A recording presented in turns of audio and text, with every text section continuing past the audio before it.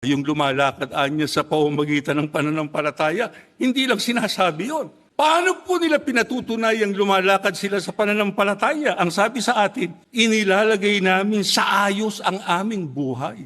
Kasi ang kalaban natin, maling pananampalataya. Tayo ang nasa tunay.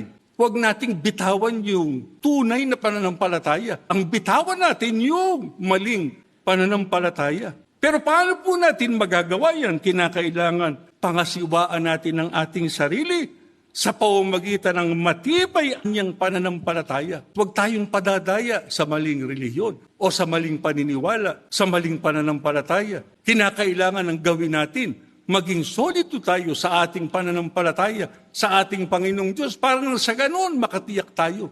Hindi tayo maigugupo ng maling pananampalataya. Manghawak tayo sa itinuro sa atin na dalisay ng mga aral at utos ng ating Panginoong Diyos. Kaya napakahalaga na kapag tayo ay nasa pagsamba na ganito, mga kapatid, iniintindi nating mabuti, inuunawa nating mabuti yung mga salita ng Diyos na itinuturo sa atin. Yun ang ating tandaan, yun ang ating panghawakan. Kasi napakalapit na ng araw ng paghuhukom. Ang gusto ng Diyos, maligtas tayo. Walang maiwan sa atin sa daan ng kaligtasan. Pero paano po mangyayari yan?